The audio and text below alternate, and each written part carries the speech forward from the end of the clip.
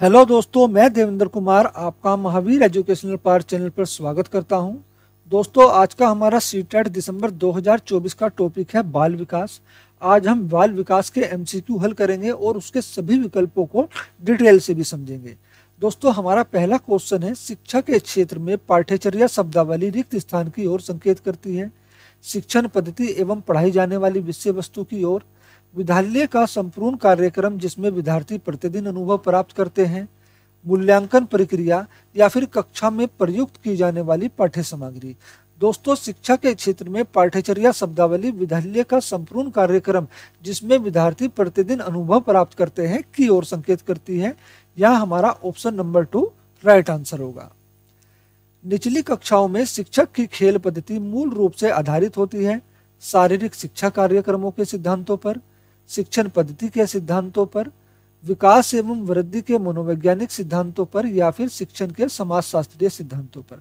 दोस्तों, ज्यादातर बच्चे जो हैं इसका पहला ऑप्शन राइट करेंगे, जबकि ऐसा नहीं है, ये गलत ऑप्शन है। ठीक है, खेल पद्धति जो है शारीरिक शिक्षा से संबंधित होती है, लेकिन ये जो है विकास और वृद्धि के मनोवैज्ञानिक सिद्धांतों पर होती है। तो यहाँ हमारा ऑप्शन नंबर 3 राइट आंसर हो जाएगा। और वो भी कैसा विकास? शारीरिक विकास। ठीक है, शारीरिक विकास और शारीरिक वृद्धि के मनोवैज्ञानिक सिद्धांतों पर आधारित होती है। एक बच्चा अतीत की समान स्थिति में की गई अनुक्रियाओं के आधार पर नई स्थिति के प्रति अनुक्रिया करता है। यह कथन किससे संबंधित है? सीखने का सादृश्यता नियम, सीखने का प्रभाव का नियम, सीखने की प्रक्रिया का अभिव्यक्ति नियम, सीखने का तत्परता का नियम। दोस्तों, हमारा ऑप्शन नंबर 2 राइट आंसर हो जाएगा, सीखने के प्रभाव के नियम से संबंधित है। डिसलेक्सिया किससे संबंधित है? मानसिक विकार से, गणितीय विकार से, पठन विकार से, व्यवहार संबंधी विकार से। दोस्तों, डिसलेक्सिया जो है रिंकिंग डिसऑर्डर से संबंधित होती है, रिंकिंग डिसऑर्डर से। रिंकिंग डिसऑर्डर से संबंधित होती है। और डिसलेक्सिया क्या है? डिसलेक्सिया एक पठन विकार है, यानी रिंकिंग ऑर्डर किससे संबंधित होता है? यह पठन विकार से संबंधित होता है। यह एक प्रकार की अधिगम निर्योक्ता होती है। क्या होती है? अधिगम निर्योक्ता।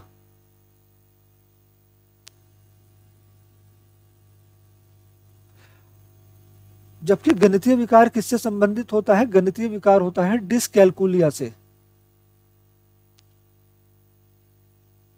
डिसकैलकुलिया से गणितीय विकार संबंधित होता है। और डिसलेक्सिया पठन विकार, पढ़ने से संबंधित विकार से संबंधित होता है। तो यहां हमारा ऑप्शन नंबर 3 राइट आंसर होगा।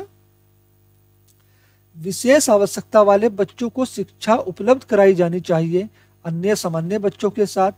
विशेष विद्यालय में विशेष बच्चों के लिए विकसित पद्धतियों पर, विशेष विद्यालयों में विशेष शिक्षकों द्वारा। तो दोस्तों, विशेष आवश्यकता वाले बच्चों को जो शिक्षा उपलब्ध करानी चाहिए वो विशेष विद्यालय में विशेष शिक्षकों द्वारा कराई जानी चाहिए, ताकि वो उनकी आवश्यकता का ध्यान रखें। यहाँ हमारा ऑप्शन नंबर 4 राइट आंसर होगा। एक शिक्षक प्रश्न पत्र बनाने के बाद यह जांच करता है कि क्या प्रश्न परीक्षण के विशिष्ट उद्देश्यों की परीक्षा ले रहे हैं। वह मुख्य रूप से प्रश्न पत्र के रिक्त स्थान के बारे में चिंतित है। वैधता, संपूर्ण विषय वस्तु को शामिल करना, प्रश्नों के प्रकार, विश्वसनीयता। तो दोस्तों, यहाँ हमारा ऑप्शन नंबर 2 राइट आंसर हो जाएगा, संपूर्ण विषय वस्तु को शामिल करना। विवेचनात्मक शिक्षा शास्त्र का यह दृढ़ विश्वास है कि एक शिक्षक को हमेशा कक्षा के अनुदेशन का नेतृत्व करना चाहिए। नहीं दोस्तों, शिक्षार्थियों को स्वतंत्र रूप से तर्कना नहीं करनी चाहिए। नहीं दोस्तों, ये भी गलत होगा। दोस्तों, तर्क करना होता क्या है? तर्क का मतलब होता है किसी समस्या के बारे में सोचना, चिंतन करना। ठीक है, ये क्या कहलाता है? तर्क कहलाता है। और तर्क, जब तक बच्चा तर्क नहीं करेगा तब तक किसी भी समस्या का समाधान नहीं होगा।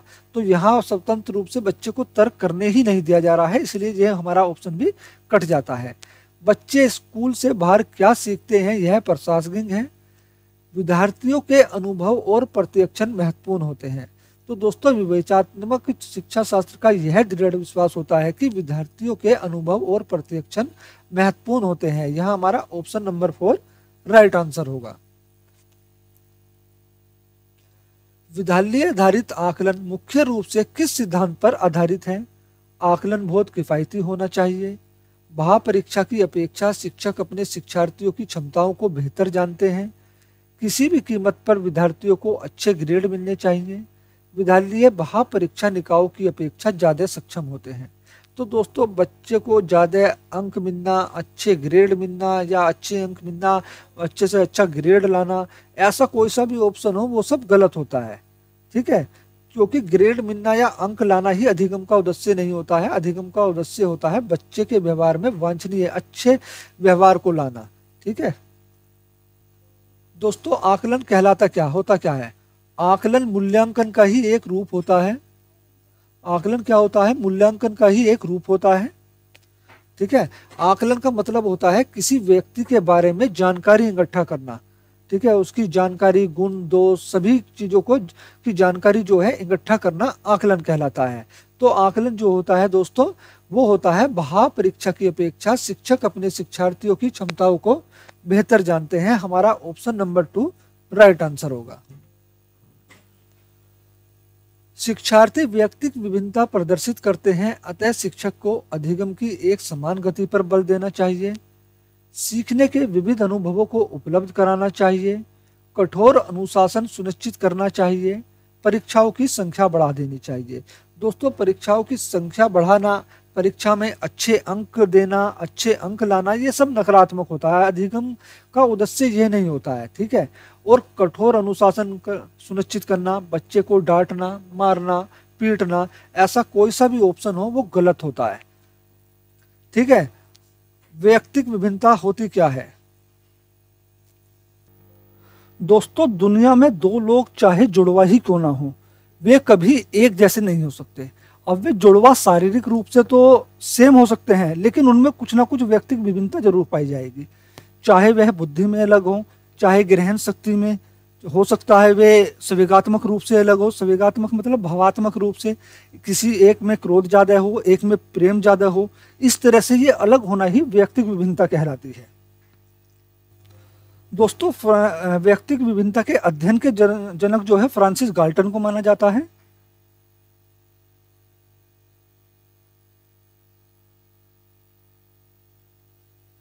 फ्रांसिस गाल्टन क्या है? व्यक्तिगत विभिन्नता के अध्ययन के जनक हैं, और इन्होंने ही व्यक्तिगत विभिन्नता के 4 प्रकार बताए हैं। कितने? 4 प्रकार। कौन कौन से? पहला है शारीरिक विभिन्नता, दूसरा है मानसिक विभिन्नता, तीसरा है संवेगात्मक विभिन्नता, चौथा है व्यक्ति आधारित विभिन्नता। व्यक्तित्व आधारित विभिन्नता।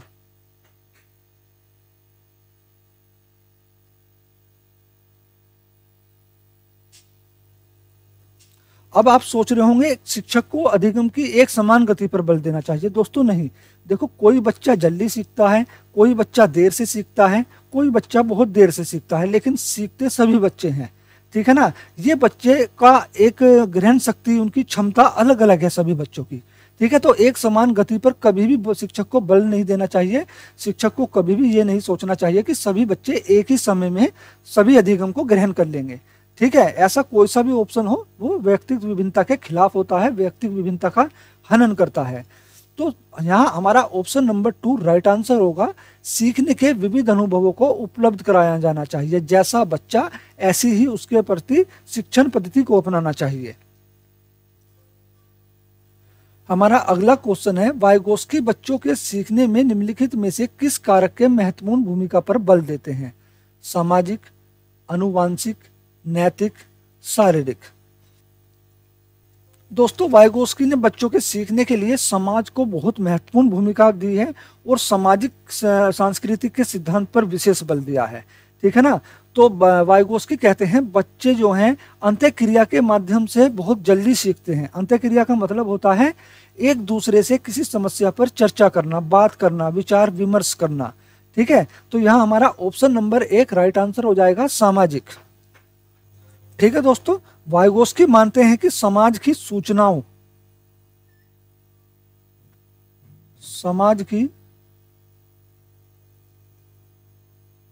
सूचनाओं का आपसी लेन देन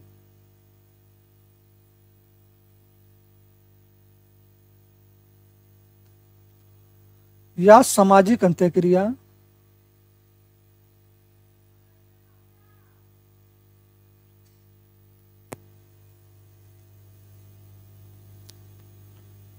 सामाजिक अंत्यक्रिया ही विकास का मूल आधार है।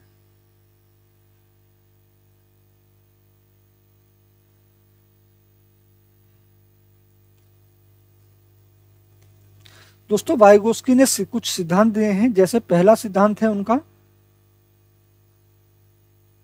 सामाजिक सांस्कृतिक विकास का सिद्धांत।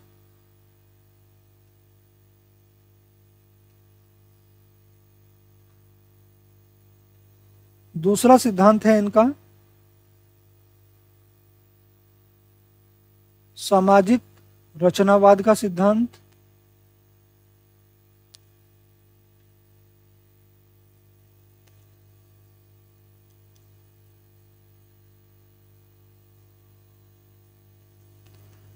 तीसरा सिद्धांत है इनका सामाजिक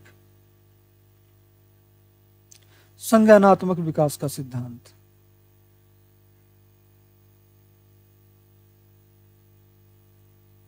ये तीनों सिद्धांत वाइगोस्की ने दिए हैं और वाइगोस्की ने सामाजिक अंत्यक्रिया या समाज पर विशेष बल दिया है। हमारा अगला क्वेश्चन है, निम्न में से कौन सा सूक्ष्म गति कौशल का उदाहरण है? लिखना, चढ़ना, फुदकना या फिर दौड़ना। दोस्तों हमारा इसका ऑप्शन नंबर 1 राइट आंसर हो जाएगा। लिखना सूक्ष्म गति कौशल का उदाहरण है। ठीक है। और दोस्तों भाषा का यह कौशल जो है, भाषा का यह कौशल, दोस्तों भाषा के 4 कौशल हैं, मैंने बताया है अपनी वीडियो में। तो भाषा का यह कौशल जो है मुख्य रूप से बच्चे जो हैं, बच्चे विद्यालय में अर्जित करते हैं।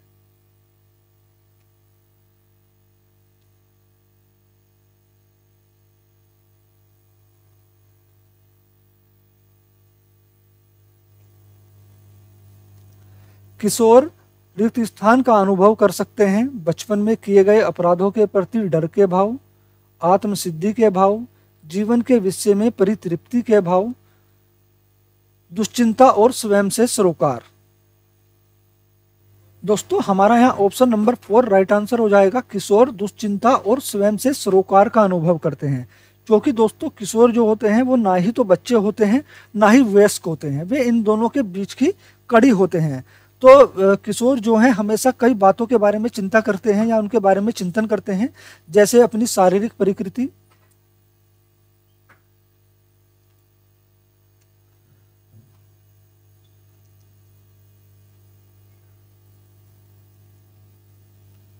स्वास्थ्य, सम्मान, धन प्राप्ति,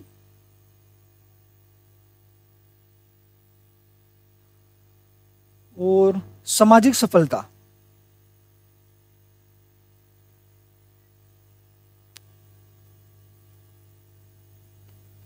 तो दोस्तों इन सभी के बारे में जो है किशोर चिंतन करते हैं।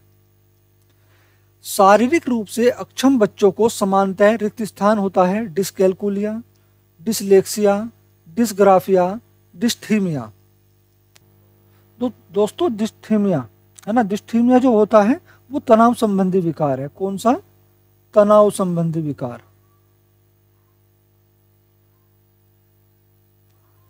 तनाव संबंधी विकार। जबकि डिसकैलकुलिया गणितीय संबंधी विकार है। गणितीय संबंधी विकार।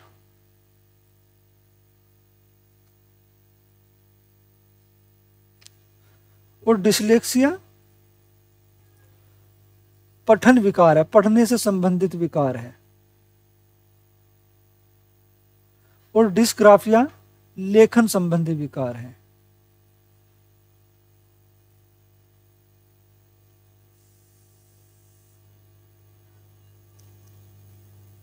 और दोस्तों डिस्ग्राफिया जो है ये शारीरिक रूप से अक्षमता है। ठीक है ना, शारीरिक रूप से अक्षम बच्चों को जो सामान्यतः होता है वो डिस्ग्राफिया होता है। और ये किससे संबंधित है? ये डिस्ग्राफिया लेखन संबंधी विकार से संबंधित है। तो यहाँ हमारा ऑप्शन नंबर 3 राइट आंसर होगा डिस्ग्राफिया। आंशिक पुनर्बलन वास्तविक कक्षा में अनुपयुक्त नहीं किया जा सकता, पशुओं को प्रशिक्षित करने में सर्वाधिक कार्य करता है, सतत पुनर्बलन की अपेक्षा अधिक प्रभावी है, सतत पुनर्बलन की अपेक्षा कम प्रभावी होता है। दोस्तों हमारा यहाँ ऑप्शन नंबर 3 राइट आंसर होगा। आंशिक पुनर्बलन सतत पुनर्बलन की अपेक्षा अधिक प्रभावी होता है। प्रतिभाशाली विद्यार्थी स्वभाव के अंतर्मुखी होते हैं, अपनी आवश्यकताओं को दृढ़तापूर्वक नहीं कह पाते, अपने निर्णयों में आत्मनिर्भर होते हैं, शिक्षकों से स्वतंत्र होते हैं। दोस्तों प्रतिभाशाली विद्यार्थी होते कौन हैं? तो दोस्तों प्रतिभाशाली विद्यार्थी मात्र 1% होते हैं, ठीक है, जो अन्य बालकों से ज्यादा बुद्धिमान होते हैं। इनको प्रतिभाशाली छात्र कहा जाता है या प्रतिभाशाली बालक कहा जाता है। दोस्तों प्रतिभाशाली बालक जो है खेल पसंद करते हैं, ठीक है ना, 50% ये खेल पसंद करते हैं और 80% मित्र बनाते हैं। और नहीं दोस्तों, प्रतिभाशाली बालक खेल पसंद करते हैं और 50% मित्र बनाते हैं, 50% मित्र बनाते हैं और 80% धैर्यवान होते हैं, 80% धैर्यवान होते हैं और 96% अनुशासन प्रिय होते हैं, अनुशासन प्रिय होते हैं।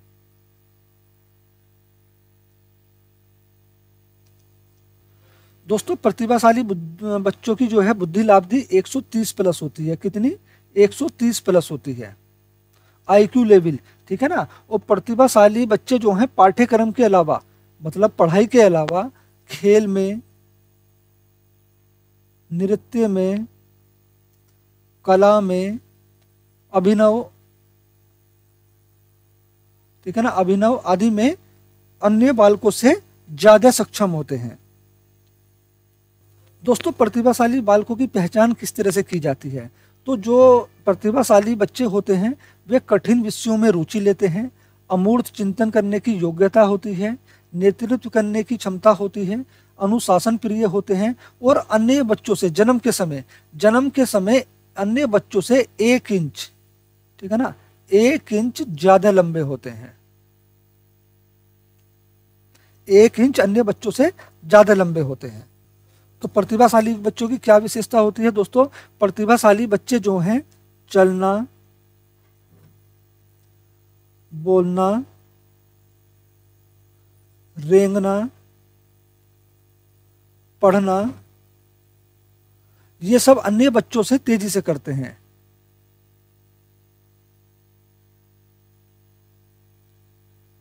या तेजी से सीखते हैं।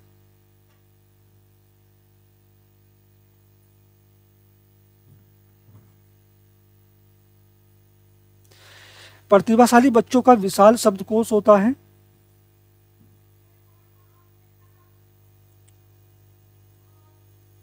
अमूर्त चिंतन कर सकते हैं,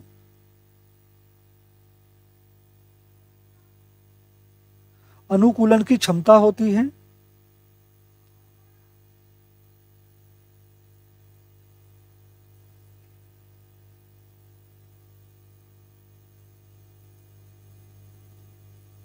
ठीक है दोस्तों। तो हमारा इसका ऑप्शन नंबर जो है 3 राइट आंसर होगा। प्रतिभाशाली विद्यार्थी अपने निर्णयों में आत्मनिर्भर होते हैं। निम्नलिखित में से कौन सी संज्ञानात्मक क्रिया दी गई सूचना के विश्लेषण के लिए प्रयोग में लाई जाती है? वर्णन करना, पहचान करना, अंतर करना और वर्गीकृत करना। तो दोस्तों संज्ञानात्मक क्रिया में जो दी गई सूचना के विश्लेषण के लिए प्रयोग में लाई जाती है वो है अंतर करना। यहां हमारा ऑप्शन नंबर 3 राइट आंसर होगा, अंतर करना। राजेश अति लोलुप पाठक है। वह अपने कोर्स की पुस्तक पढ़ने के अतिरिक्त प्राय पुस्तकालय जाता है और विभिन्न प्रकरणों पर पुस्तक पढ़ता है। इतना ही नहीं, राजेश भोजन अवकाश में अपनी परियोजना कार्य करता है।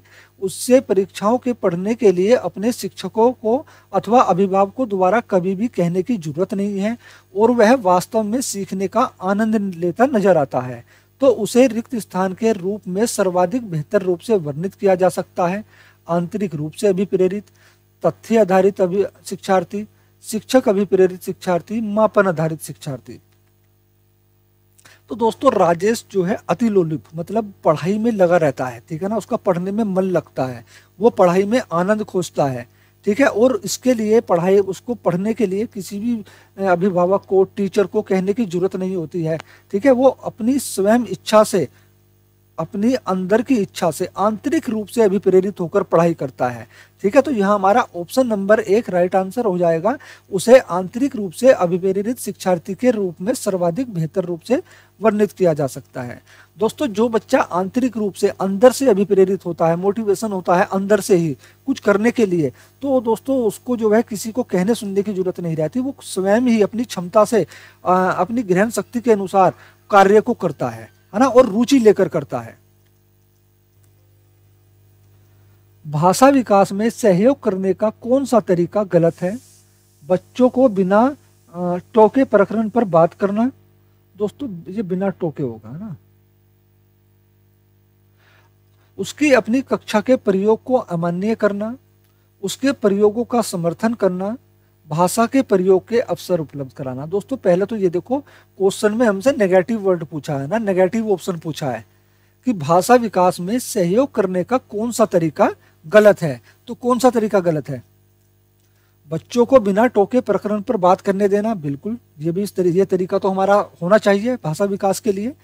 उसके प्रयोगों का समर्थन करना, ये भी होना चाहिए। भाषा के प्रयोग के अवसर उपलब्ध कराना, ये भी होना चाहिए। लेकिन दोस्तों उसकी अपनी भाषा के प्रयोग को अमान्य करना, कि आप अपनी भाषा में बात नहीं करोगे, जो हमारी लैंग्वेज है, जो विद्यालय की भाषा है, आप केवल उसी भाषा का प्रयोग करेंगे। तो दोस्तों यही ऑप्शन हमारा गलत है, ठीक है ना। सभी बच्चों की मातृभाषा का सम्मान करना चाहिए, बच्चों को भी और शिक्षक को भी, ठीक है। और प्राथमिक स्तर की जो शिक्षा है वो तो एनसीएफ 2005 ने भी कहा है कि बच्चे की मातृभाषा में होनी चाहिए। मानव बुद्धि एवं विकास की समझ शिक्षक रिक्त स्थान को योग्य बनाती है निष्पक्ष रूप से अपने शिक्षण अभ्यास के लिए। शिक्षण के समय शिक्षार्थियों के संवेगों पर नियंत्रण बनाए रखना, विभिन्न शिक्षार्थियों के शिक्षण के बारे में स्पष्टता, शिक्षार्थियों को यह बताने की वह अपने जीवन को कैसे सुधार सकते हैं। तो दोस्तों मानव वृद्धि और विकास की बात हो रही है यहाँ ना। मानव वृद्धि एवं विकास की समझ शिक्षक को जो है विभिन्न शिक्षार्थियों के शिक्षण के बारे में स्पष्टता के योग्य बनाती है। यहाँ हमारा ऑप्शन नंबर 3 राइट आंसर होगा। निम्नलिखित में से कौन सा कथन सत्य है? शिक्षक द्वारा प्रश्न पूछना संज्ञानात्मक विकास में बाधक है। विकास और सीखना समाज सांस्कृतिक संदर्भों से अप्रभावित रहते हैं। शिक्षार्थी एक निश्चित तरीके से सीखते हैं। खेलना संज्ञान और सामाजिक दक्षता के लिए सार्थक है। तो दोस्तों शिक्षक द्वारा प्रश्न पूछना संज्ञानात्मक विकास में बाधक नहीं है, ध्यान रखना। बच्चे का प्रश्न पूछना या शिक्षक द्वारा प्रश्न पूछना ये पॉजिटिव वर्ड है, ठीक है। तो जो हमारा ऑप्शन जो है कट जाता है, वो बाधक नहीं है। विकास और सीखना सामाजिक सांस्कृतिक संदर्भों से अप्रभावित नहीं रहते बल्कि प्रभावित होते हैं। शिक्षार्थी एक निश्चित तरीके से सीखते हैं। दोस्तों मैंने अभी बताया था व्यक्तिगत विभिन्नता के बारे में। कोई भी बच्चा एक समान गति से, एक समान शिक्षण पद्धति से, एक समान पाठ्यक्रम से नहीं सीख सकता है, तो वो एक निश्चित तरीके से नहीं सीख सकता है, ये भी हमारा ऑप्शन कट जाता है। लेकिन खेलना संज्ञान और सामाजिक दक्षता के लिए सार्थक है। हमारा यहाँ ऑप्शन 4 जो होगा राइट आंसर होगा। केंद्रीय माध्यमिक शिक्षा बोर्ड द्वारा अपनाए गए प्रगतिशील शिक्षा के प्रतिमान में बच्चों का समाजीकरण जिस प्रकार से किया जाता है, उससे अपेक्षा की जा सकती है कि वह समय नष्ट करने वाली सामाजिक आदतों या प्रकृति का त्याग करें तथा सीखे कि किस प्रकार अच्छी श्रेणियां पाई जा सकती है। दोस्तों मैंने पहले ही बताया है, अधिगम का उद्देश्य, अधिगम का मतलब होता है सीखना, पढ़ाई करना नहीं। अधिगम का मतलब होता है सीखना या सिखाना, ठीक है। तो उसमें अच्छी श्रेणी पाई जा सके ऐसा नहीं है दोस्तों, बल्कि बच्चे के व्यवहार में अच्छे जो है परिवर्तन लाए जा सके, ठीक है ना, वांछनीय परिवर्तन लाए जा सके। तो हमारा ये ऑप्शन कट जाता है। वह सामाजिक कार्यों में सक्रिय भागीदारिता का निर्वाह करे तथा सामाजिक कौशल सीखे, बिल्कुल ये सही हो सकता है, पर अपने और भी ऑप्शन देखते हैं। वह बिना प्रश्न उठाए समाज के नियमों विनियमों का अनुपालन करने के लिए तैयार हो जाए, दोस्तों नहीं, ऐसा नहीं है। अगर समाज ने कोई नियम गलत बना दिए हैं तो उसके लिए उस बच्चे को आवाज उठानी चाहिए, ठीक है, ये नहीं हो सकता। किसी भी प्रकार की सामाजिक पृष्ठभूमि होते हुए वह सब स्वीकार करे जो विद्यालय द्वारा प्रदान किया जाता है, दोस्तों ऐसा नहीं है, ठीक है। तो यहाँ हमारा ऑप्शन नंबर 2 ही राइट आंसर बैठेगा। वह सामाजिक कार्य में सक्रिय भागीदारिता का निर्वाह करे तथा सामाजिक कौशलों को सीखे। निम्नलिखित में से कौन सा वाइगोस्की के सामाजिक सांस्कृतिक सिद्धांत पर आधारित है? सक्रिय अनुकूलन, पारस्परिक शिक्षण, सांस्कृतिक निरपेक्ष संज्ञानात्मक विकास, अंतर्दृष्टिपूर्ण अधिगम। दोस्तों मैंने बताया था वाइगोस्की ने सामाजिक अंतःक्रिया पर बल दिया है ताकि बच्चे आपस में एक दूसरे से अंतःक्रिया करके परस्पर रूप से सीखे, एक दूसरे से विचार विमर्श करके, चर्चा करके, तर्क करके सीखें। तो वाइगोस्की ने समाज पे बल दिया था। सामाजिक सांस्कृतिक सिद्धांत भी जो है वाइगोस्की ने ही दिया था। तो वाइगोस्की का जो सिद्धांत आधारित है वो है पारस्परिक शिक्षण पर। यहाँ हमारा ऑप्शन नंबर 2 राइट आंसर हो जाएगा। एक शिक्षिका अपनी कक्षा से कहती है, सभी प्रकार के प्रदत्त कार्यों का निर्माण इस प्रकार किया गया है कि प्रत्येक विद्यार्थी अधिक प्रभावशाली ढंग से सीख सकें। अतः सभी विद्यार्थी बिना किसी अन्य की सहायता से अपना कार्य पूर्ण करें। यह कोलबर्ग के किस नैतिक विकास के चरण की ओर संकेत दे रही है? दोस्तों लॉरेंस कोलबर्ग ने नैतिक विकास का सिद्धांत दिया था। इसमें इन्होंने बताया था जो नैतिक विकास के सिद्धांत हैं इसके 3 स्तर हैं। कितने? 3 स्तर हैं और हर स्तर पर 2 चरण है। कितने? 2 चरण, ठीक है। तो 3 स्तर पर कितने चरण हुए? 3 × 2 6 चरण। तो नैतिक विकास के सिद्धांत के कितने स्तर हैं? 3 स्तर हैं और 6 चरण हैं, ठीक है। इनमें पहला था इनका पूर्व पारंपरिक या पूर्व नैतिक, पूर्व रूढ़िवादी स्तर। दूसरा है इनका परंपरागत स्तर और तीसरा है उत्तर नैतिक स्तर। औपचारिक चरण 4 कानून और व्यवस्था। पूर्व, दोस्तों ये पूर्व है ना, पूर्व औपचारिक चरण 5 सामाजिक संविदा। पूर्व औपचारिक चरण 1 दंड परिवर्तन। पूर्व औपचारिक चरण 2 व्यक्तिकता और विनिमय। दोस्तों हमारा इसका ऑप्शन नंबर 1 राइट आंसर होगा। औपचारिक चरण 4 कानून और व्यवस्था, इसका नाम है कानून और व्यवस्था। 14 वर्षीय देविका अपने आप से पृथक स्वयं नियंत्रित रहती और व्यक्ति की भावना को विकसित करने का प्रयास कर रही है।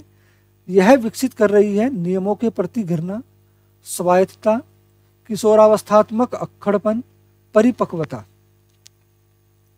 तो दोस्तों वह विकसित कर रही है, क्या कर विकसित कर रही है देविका? स्वायत्तता। यहाँ हमारा ऑप्शन नंबर 2 राइट आंसर होगा, स्वायत्तता। प्रगतिशील शिक्षा के संदर्भ में निम्नलिखित में से कौन सा कथन जॉन डीवी के अनुसार समुचित है? कक्षा में प्रजातंत्र का कोई स्थान होना चाहिए। विद्यार्थियों को स्वयं ही सामाजिक समस्याओं को सुलझाने में सक्षम होना चाहिए। जिज्ञासा विद्यार्थियों के स्वभाव में अंतर्निहित नहीं है, अपूर्ति इसका संवर्धन करना चाहिए। कक्षा में विद्यार्थियों का निरीक्षण करना चाहिए, न कि सुनना चाहिए। तो दोस्तों जॉन डीवी के अनुसार हमारा ऑप्शन नंबर 2 जो होगा राइट ऑप्शन होगा। विद्यार्थियों को स्वयं ही सामाजिक समस्याओं को सुलझाने में सक्षम होना चाहिए। संज्ञानात्मक विकास निम्न में से किसके द्वारा समर्थित होता है? जितना संभव हो उतनी आवृत्ति से संगत और सुनियोजित परीक्षाओं का आयोजन करना। उन गतिविधियों को प्रस्तुत करना जो पारंपरिक पद्धतियों को सुदृढ़ बनाती हैं। एक समृद्ध और विविधतापूर्ण वातावरण उपलब्ध कराना। सहयोगात्मक की अपेक्षा वैयक्तिक गतिविधियों पर अधिक ध्यान केंद्रित करना। तो दोस्तों संज्ञानात्मक विकास जो समर्थित होता है वो होता है एक समृद्ध और विविधतापूर्ण वातावरण उपलब्ध कराना। यहाँ हमारा ऑप्शन नंबर 3 राइट आंसर होगा। मानव विकास रिक्त स्थान है मात्रात्मक, गुणात्मक, कुछ सीमा तक अमापनीय, 1 और 2 दोनों। दोस्तों मानव विकास के बारे में जान लेते हैं। मानव विकास निश्चित होता है, ठीक है ना। विकास क्या होता है? निश्चित होता है। विकास निश्चित होता है।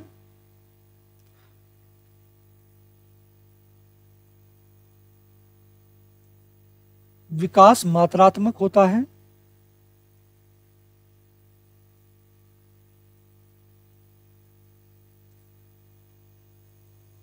विकास गुणात्मक होता है।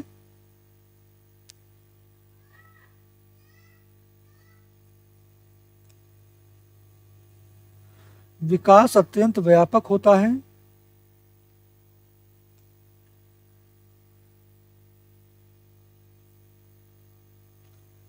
विकास को मापा नहीं जा सकता।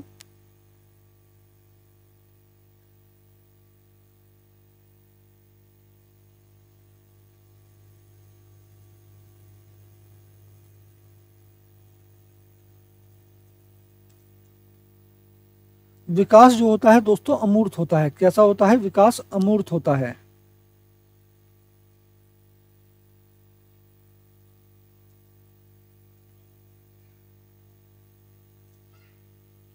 और विकास जो होता है शरीर के गुणों से संबंधित होता है।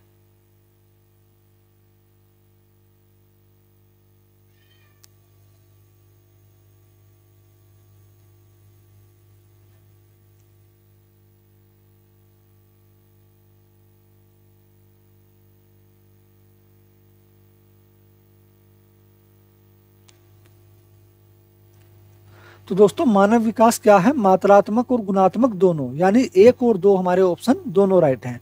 तो यहाँ ऑप्शन नंबर 4 राइट आंसर होगा, 1 और 2 दोनों। प्राकृतिक पोषण विवाद निम्नलिखित में से किससे संबंधित है? अनुवांशिकी एवं वातावरण, व्यवहार एवं वातावरण, वातावरण एवं जीव विज्ञान, वातावरण एवं पालन पोषण।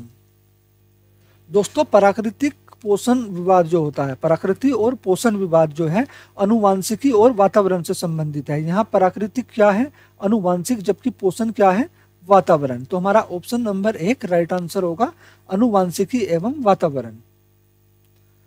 निम्न में से कौन सी समाजीकरण की निष्क्रिय एजेंसी है? स्वास्थ्य क्लब, परिवार, इको क्लब, सार्वजनिक पुस्तकालय। दोस्तों समाजीकरण होता क्या है? तो दोस्तों समाजीकरण वह प्रक्रिया होती है जिसके फलस्वरूप व्यक्ति सामाजिक व्यवहारों को स्वीकार करता है, उनको ग्रहण करता है और उनके साथ समायोजन करता है। ठीक है, यही समाजीकरण कहलाता है। दोस्तों समाजीकरण की कुछ विशेषता होती है, जैसे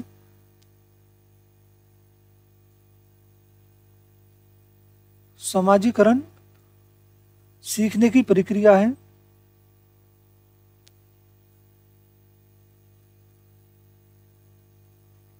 समाजीकरण सीखने की प्रक्रिया है। समाजीकरण एक निरंतर प्रक्रिया है।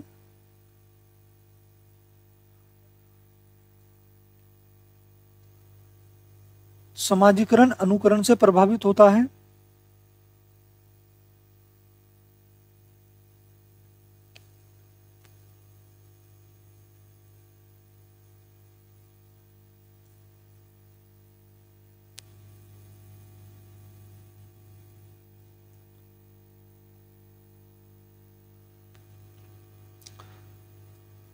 दोस्तों समाजीकरण को प्रभावित करने वाले कारक हैं।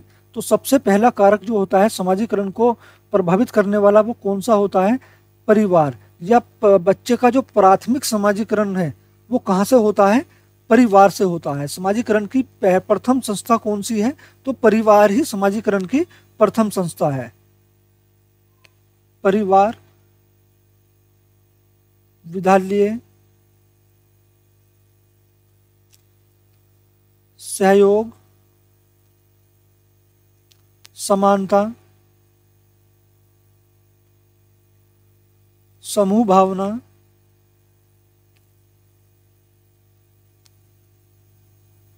निर्भरता,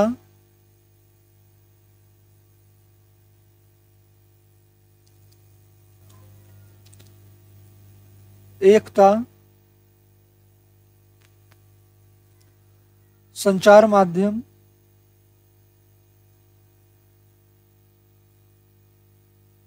ये सब क्या है? ये सब समाजीकरण को प्रभावित करने वाले कारक हैं। और दोस्तों संचार माध्यम ये वाला संचार माध्यम जो लास्ट में बताया है, ये अनौपचारिक कारक है। कैसा है? अनौपचारिक कारक।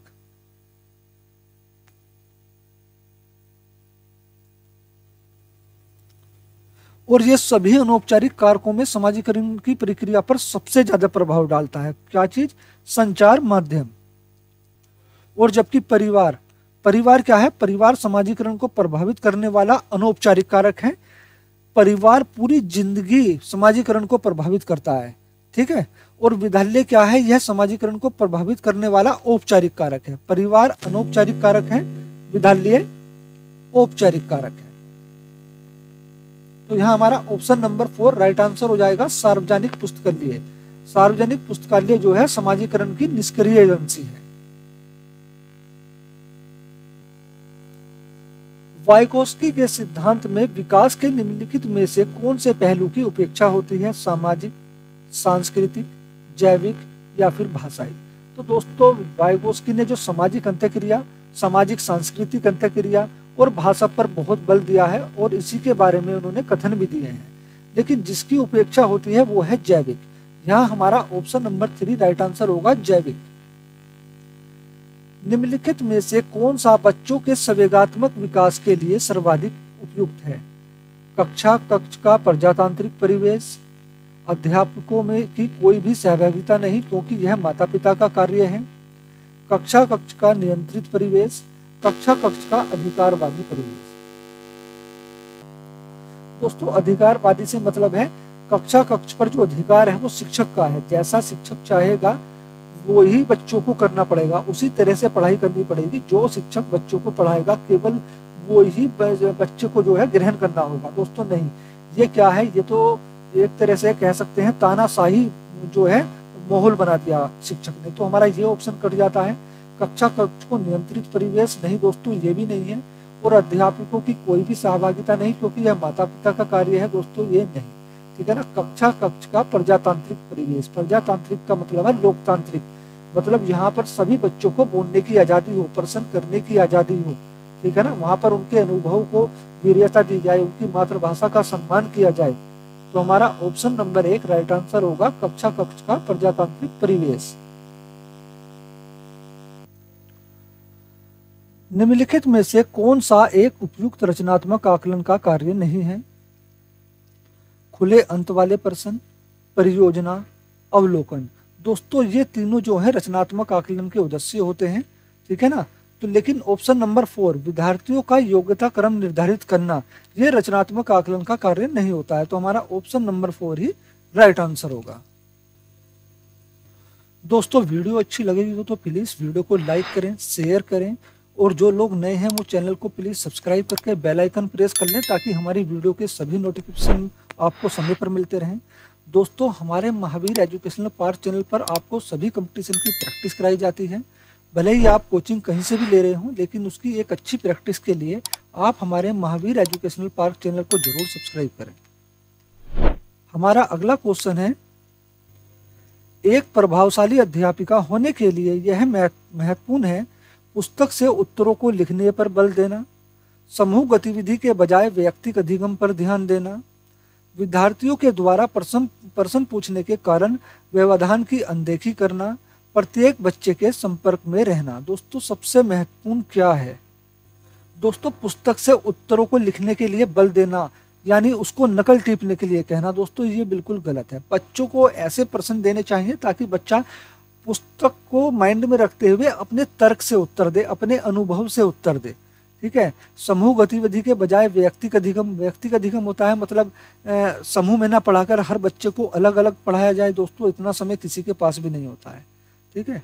विद्यार्थियों के प्रश्न पूछने के कारण व्यवधान की अनदेखी करना, दोस्तों अगर बच्चा कक्षा में प्रश्न पूछ रहा है तो ये पॉजिटिव है, ये अच्छा है, क्योंकि बच्चे का प्रश्न पूछने का मतलब होता है, अर्थ होता है कि बच्चा अधिगम के प्रति अभिप्रेरित है और उसमें रुचि ले रहा है, ठीक है। बल्कि हमें उसकी अनदेखी कभी नहीं करनी चाहिए। लेकिन एक प्रभावशाली अध्यापिका होने के लिए जो महत्वपूर्ण है वो है प्रत्येक बच्चे के संपर्क में रहना। यहाँ हमारा ऑप्शन नंबर 4 राइट आंसर होगा। बच्चों के अधिगम को सुगम बनाने के लिए अध्यापकों को एक अच्छे कक्षाई परिवेश का सृजन करने की आवश्यकता होती है। इस प्रकार के अधिगम परिवेश का सृजन करने के लिए नीचे दिए गए कथनों में से कौन सा कथन सही नहीं है? दोस्तों हमें नेगेटिव ढूंढना है। बच्चों के प्रयासों को स्वीकृति, दोस्तों बच्चों के प्रयासों को स्वीकृति देना पॉजिटिव है और ये अच्छा विकल्प है हमारा, ठीक है। लेकिन हमसे पूछा है नेगेटिव, कौन सा कथन सही नहीं है? अध्यापकों के अनुसार कार्य करना, बच्चों को स्वीकार करना। दोस्तों बच्चों को स्वीकार करने का मतलब होता है बच्चों के अनुभव को स्वीकार करना, उसकी मातृभाषा को स्वीकार करना, उसके विचारों को स्वीकार करना। ठीक है, अध्यापकों का सकारात्मक रूप, बिल्कुल सही। लेकिन दोस्तों अध्यापकों के अनुसार कार्य करना यानी तानाशाही, यहाँ बात हो गई तानाशाही की, कि जैसा अध्यापक कहेगा आपको वही कार्य करना होगा। दोस्तों कभी भी तानाशाही या शिक्षक केंद्रित कोई ऑप्शन हो, अध्यापकों के अनुसार कार्य करने के लिए कहा जा रहा हो, तो वो बाल केंद्रित शिक्षा का हनन होता है। तो ऐसा कोई सा भी ऑप्शन होता है वो गलत होता है और हमें यहाँ गलत ही ढूंढना है। ठीक है, ऑप्शन नंबर 2 हमारा राइट आंसर होगा, अध्यापकों के अनुसार कार्य करना। यही कथन सही नहीं है। लड़कों एवं लड़कियों के विषय में कुछ कथन नीचे दिए गए हैं, आपके अनुसार इनमें से कौन सा सही है? लड़कों को घर के बाहर कार्यों में सहायता करनी चाहिए, लड़कों को घर के कार्यों में सहायता करनी चाहिए, सभी लड़कों को विज्ञान तथा लड़कियों को गृह विज्ञान पढ़ाया जाना चाहिए, लड़कियों को घर के कार्य में सहायता करनी चाहिए। दोस्तों देखो, सबसे पहली बात तो ये लिंग रूढ़िवादिता जो होती है वो होती है परंपरा पर आधारित, कि हमें पीछे से ही ऐसा बता दिया कि लड़कियां जो हैं घर का काम करना चाहिए लड़कियों को, और लड़कों को बाहर का काम। लड़के जो है मैथ और विज्ञान में अच्छे होते हैं, लड़कियां गृह विज्ञान में अच्छी होती हैं। तो ये लिंग रूढ़िवादिता है, यहाँ पर लिंग भेदभाव हो रहा है। तो हमारा ये ऑप्शन कट जाता है, लड़कियों को घर के कामों में सहायता करनी चाहिए। दोस्तों ये जरूरी नहीं है कि लड़की ही घर के कार्य करेगी। ठीक है, लड़कों को घर के बाहर कार्यों में सहायता करनी चाहिए, क्योंकि लड़के तो मजबूत होते हैं, लड़कों को बाहर भेजना चाहिए। दोस्तों नहीं, ये भी गलत ऑप्शन है। ठीक है ना, लड़कों को घर के कार्यों में सहायता करनी चाहिए।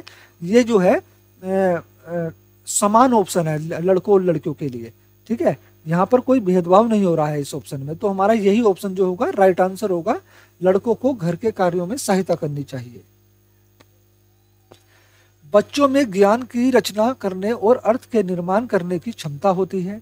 इस परिप्रेक्ष्य में एक शिक्षक की भूमिका है संप्रेषक और व्याख्याता की, सुगमकर्ता की, निर्देशक की, तालमेल बैठाने वाले की। तो दोस्तों शिक्षक की जो कक्षा में एक भूमिका होनी चाहिए वो होनी चाहिए सुगमकर्ता की। ठीक है, यहाँ हमारा ऑप्शन नंबर 1 राइट आंसर होगा, सुगमकर्ता, मार्गदाता, बच्चों को रास्ता दिखाना। ठीक है, बस इतनी भूमिका होनी चाहिए। बच्चा अधिगम को खुद सीख के खुद करके ग्रहण करेगा। ठीक है, इनमें से कौन सी विशेषता प्रतिभाशाली बच्चों की नहीं है? उच्च आत्म क्षमता, निम्न औसतीय मानसिक प्रक्रियाएं, अंतर्दृष्टि पूर्वक समस्याओं का समाधान करना, उच्च स्तर श्रेणी की मानसिक प्रक्रियाएं। दोस्तों मैंने अभी पिछले क्वेश्चन में बताया था प्रतिभाशाली बच्चों की विशेषताएं क्या होती हैं। देखो, उनकी उच्च बुद्धि लाब्धी होती है।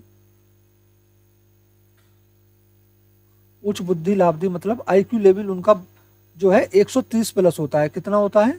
130 प्लस, या कहीं कहीं ऑप्शन में 140 प्लस भी आ जाता है, लेकिन 130 प्लस ही मान्य होता है। ठीक है, और ये क्या होते हैं, इनको सामान्य ज्ञान में रुचि होती है, सामान्य ज्ञान में इनको रुचि होती है, उच्च तर्क शक्ति होती है इनकी,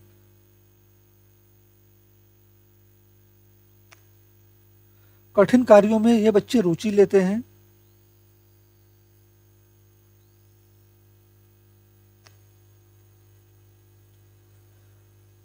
नेतृत्व की भावना होती है या नेतृत्व कौशल होता है इनमें,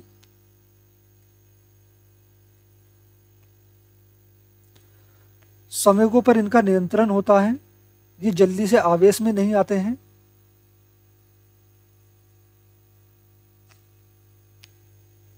ये खोजी होते हैं, खोजी मतलब अन्वेषक होते हैं, सीखने के लिए हमेशा तत्पर होते हैं,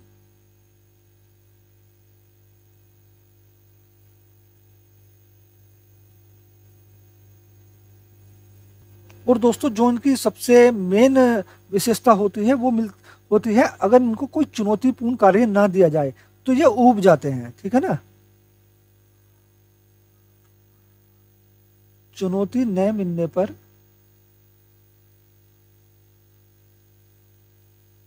ऊब जाते हैं।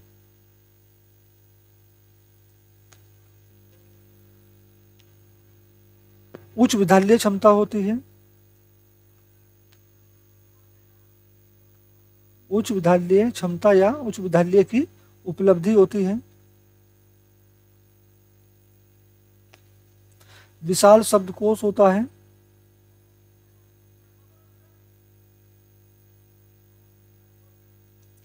उच्च आत्म क्षमता होती है। अंतर्दृष्टि पूर्वक समस्याओं का समाधान करते हैं ये बच्चे। उच्च स्तर श्रेणी की मानसिक प्रक्रिया होती है। ठीक है, ये सभी क्या है, ये सभी जो है प्रतिभाशाली बच्चों की विशेषताएं हैं। लेकिन निम्न औसतीय मानसिक प्रक्रियाएं, निम्न मतलब न, कम कम औसतीय मानसिक प्रक्रियाएं, ये प्रतिभाशाली बच्चों की विशेषता नहीं है। यहाँ हमारा ऑप्शन नंबर 2 राइट आंसर होगा। इनकी उच्च औसतीय मानसिक प्रक्रिया होती है ना, क्योंकि इनकी बुद्धि लाब्धि 130 प्लस होती है। कोहलबर्ग के सिद्धांत के पूर्व परंपरागत स्तर के अनुसार कोई नैतिक निर्णय लेते समय एक व्यक्ति निम्नलिखित में से किस तरफ प्रवृत्त होगा? व्यक्तिगत आवश्यकताएं तथा इच्छाएं, व्यक्तिगत मूल्य, पारिवारिक अपेक्षाएं, अंतर्निहित संभावित दंड। दोस्तों, लॉरेंस कोहलबर्ग ने नैतिक विकास का सिद्धांत दिया, जिसमें इन्होंने 3 स्तर बताए। नैतिक विकास के सिद्धांत के 3 स्तर हैं और हर स्तर में 2 चरण हैं। हर स्तर में 2 चरण है, तो यानी 3 इंटू 2 बराबर 6 चरण। ठीक है ना, इनके नैतिक विकास के सिद्धांत के 3 स्तर हैं और 6 चरण हैं। और दोस्तों, जिस स्तर के बारे में हमसे पूछा है, पहले इनके 3 स्तर देख लेते हैं कौन कौन से हैं। इनका है, पहला है पूर्व परंपरागत स्तर। पूर्व परंपरागत स्तर। ठीक है, इस स्तर के जो है 2 चरण हैं, कौन कौन से हैं? पहला है दंड एवं आज्ञा पालन।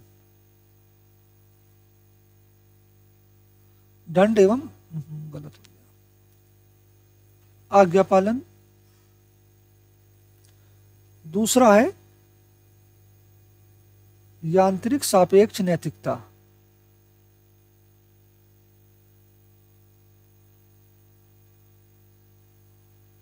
तो पूर्व परंपरागत स्तर के अनुसार अगर कोई व्यक्ति नैतिक निर्णय लेता है तो दोस्तों वो अंतर्निहित संभावित दंड की तरफ प्रभावित होकर लेता है। ठीक है ना, तो यहाँ हमारा ऑप्शन नंबर 4 राइट आंसर होगा, अंतर्निहित संभावित दंड। इसमें क्या होता है दोस्तों, कुछ भी गलत सही नहीं होता है बच्चे के अनुसार, सिर्फ वो काम नहीं करना है जिसके लिए दंड मिले हमें। ठीक है ना, जैसे जिस या फिर जिस काम को करने के लिए दंड मिलने की संभावना हो, हमें वो कार्य नहीं करना।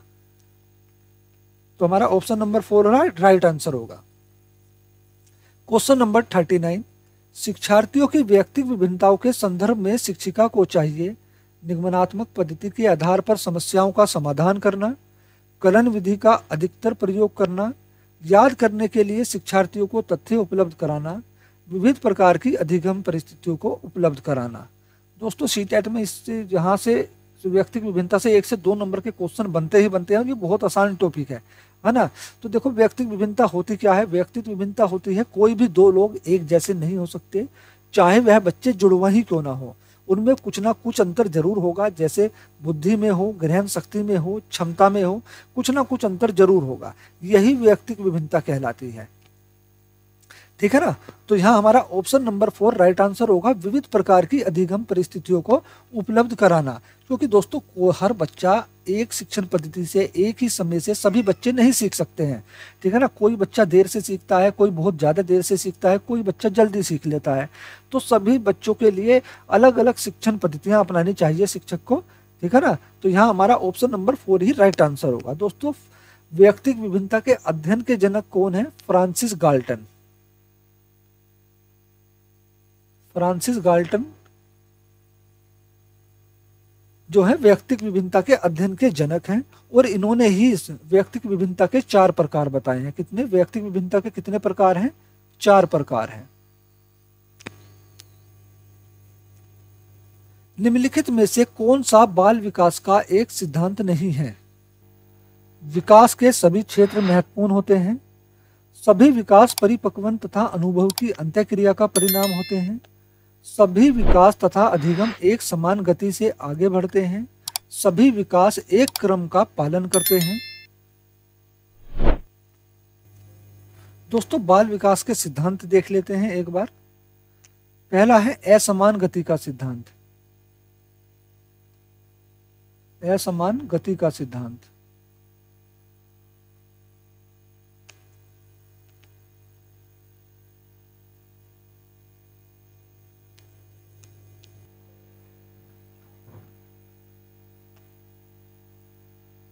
अंतः संबंध का सिद्धांत,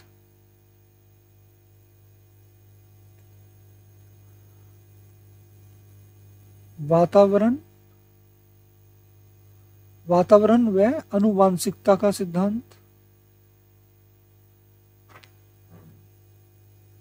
अनुवांशिकता की अंतःक्रिया का, अनुवांशिकता की अंतःक्रिया का सिद्धांत, एकीकरण का सिद्धांत।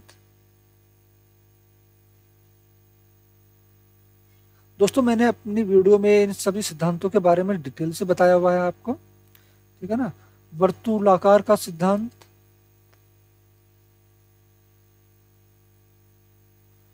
वर्तुलाकार का सिद्धांत, वैयक्तिक विभिन्नता का सिद्धांत,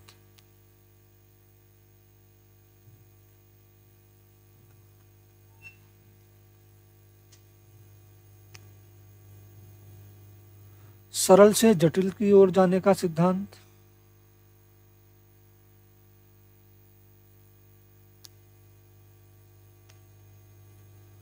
निरंतरता का सिद्धांत,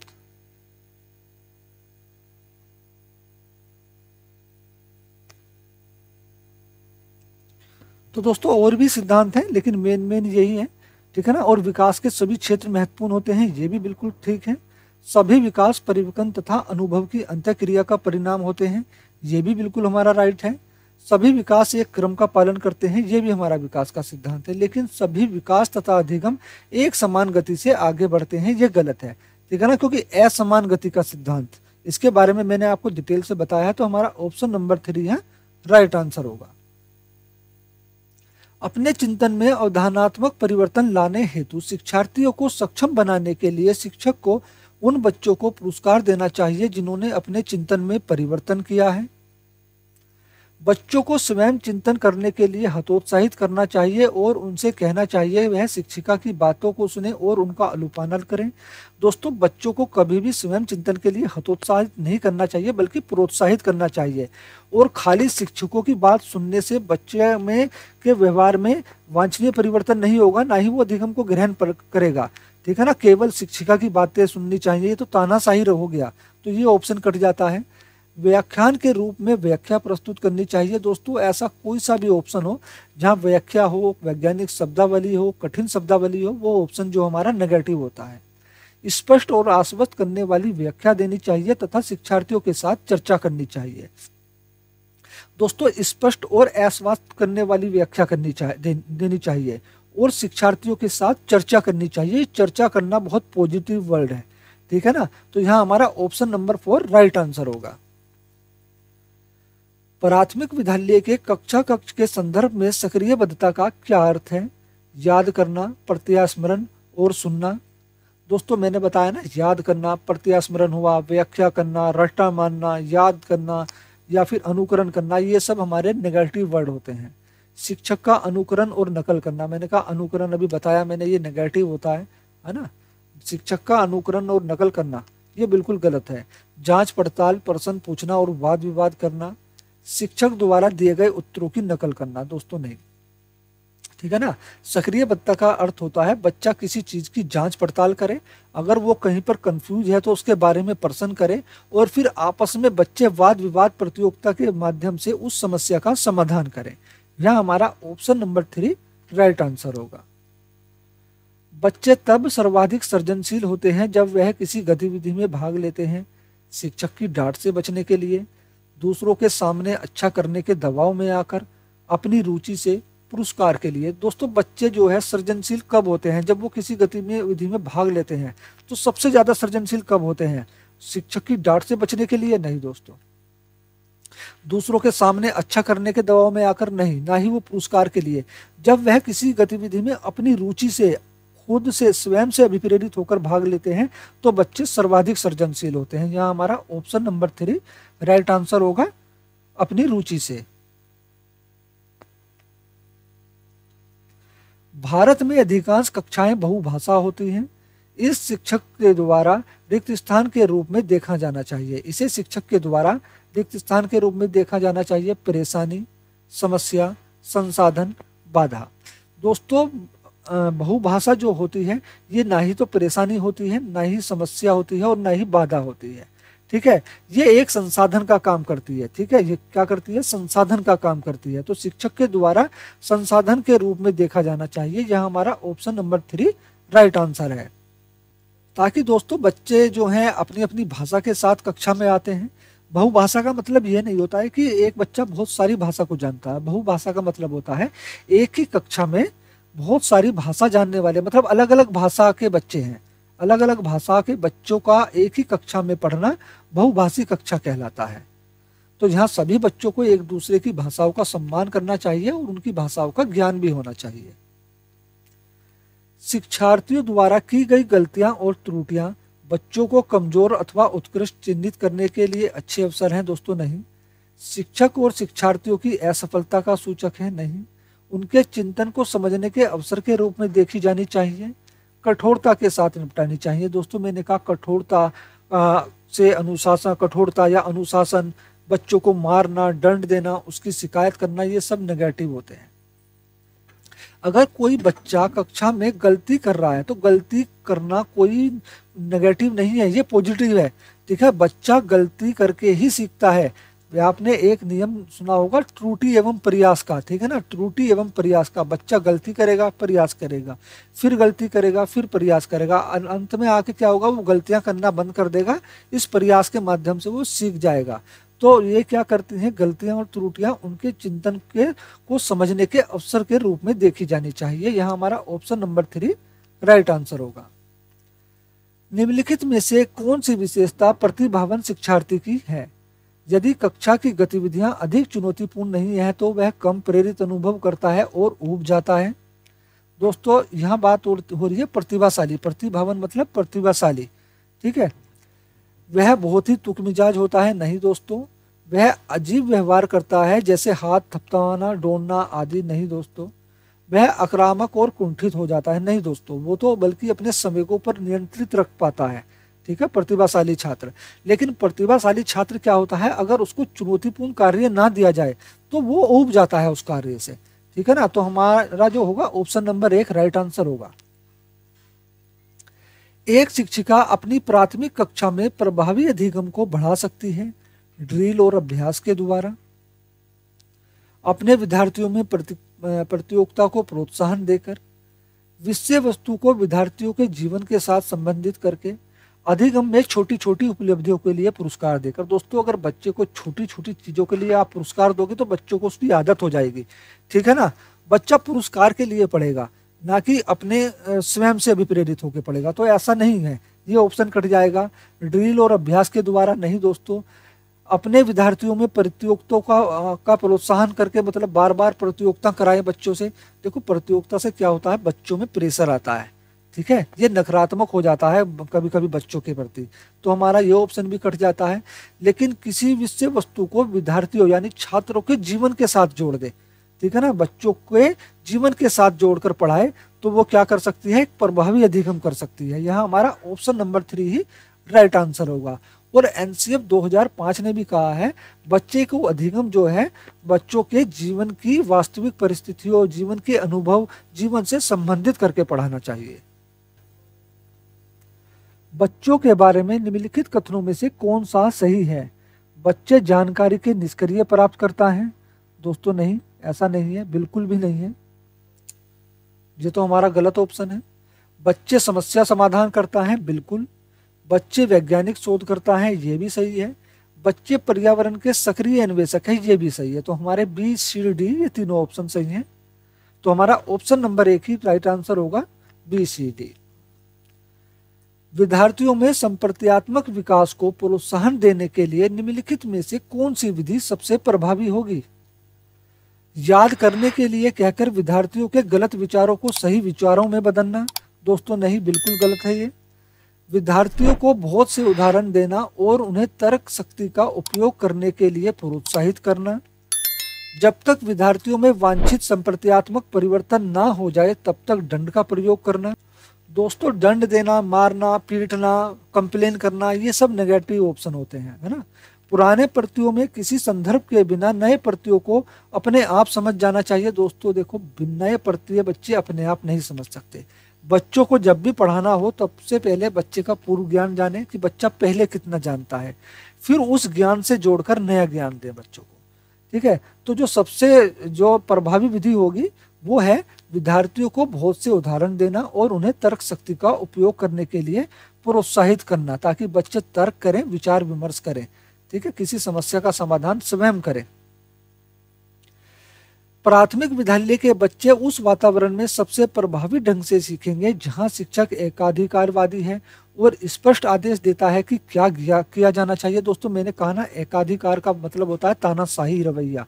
ठीक है ना, तानाशाही रवैया, तो ये बिल्कुल नेगेटिव है। शिक्षक का एकाधिकारवादी होना बिल्कुल गलत है। ठीक है ना, शिक्षक का जो होना चाहिए एक सुगमकर्ता होना चाहिए, एक मार्गदर्शक का कार्य करना चाहिए शिक्षक को, जहां मूल रूप से पढ़ने लिखने और गणित की संज्ञानात्मक कुशलताओं पर ही ध्यान का केंद्र होता है और बल दिया जाना चाहिए। दोस्तों खाली पढ़ने लिखने और गणित पे बल देना चाहिए और किसी चीज से कोई मतलब नहीं है ना, बच्चों के व्यवहार का, उनके अनुभव का, इनसे कोई मतलब नहीं दोस्तों, नहीं, बिल्कुल गलत। जहां शिक्षक सारे अधिगम में आगे हो और विद्यार्थियों से निष्क्रिय रहने की अपेक्षा करे। दोस्तों अगर छात्र निष्क्रिय होगा तो वो अधिगम को कैसे ग्रहण करेगा। ठीक है ना, छात्र का सक्रिय होना बहुत जरूरी है और सारे कामों में शिक्षक को हमेशा आगे रहने की जरूरत नहीं है। शिक्षक का केवल काम इतना होता है, शिक्षक एक सुगम कर्ता, मार्गदर्शक के रूप में बच्चों का कार्य करे, बस। जहां उनकी संवेगात्मक आवश्यकताओं की पूर्ति होती है और वे अनुभव करते हैं कि वे महत्वपूर्ण है, बिल्कुल सही। ठीक है ना, प्राथमिक विद्यालय के बच्चे उस वातावरण में सबसे प्रभावशाली ढंग से सीखते हैं जहां उनकी संवेगात्मक आवश्यकताओं की पूर्ति की जाती है और वे महसूस करते हैं कि बच्चों को वहां वरीयता दी जा रही है ना, उनका सम्मान किया जा रहा है, उनकी भाषा का सम्मान किया जा रहा है, उनके अनुभवों को समझा जा रहा है। तो यहाँ हमारा ऑप्शन नंबर 4 ही राइट आंसर होगा। दोस्तों हमारी बाल विकास की ये क्लास यहीं पर समाप्त होती है। वीडियो अच्छी लगी है तो प्लीज़ वीडियो को लाइक करें, शेयर करें। साथ में जो लोग नए हैं चैनल को वो प्लीज़ सब्सक्राइब करके बेल आइकन प्रेस कर लें, ताकि हमारी आने वाली वीडियो के नोटिफिकेशन आपको समय से मिलते रहें। दोस्तों वीडियो देखने के लिए धन्यवाद।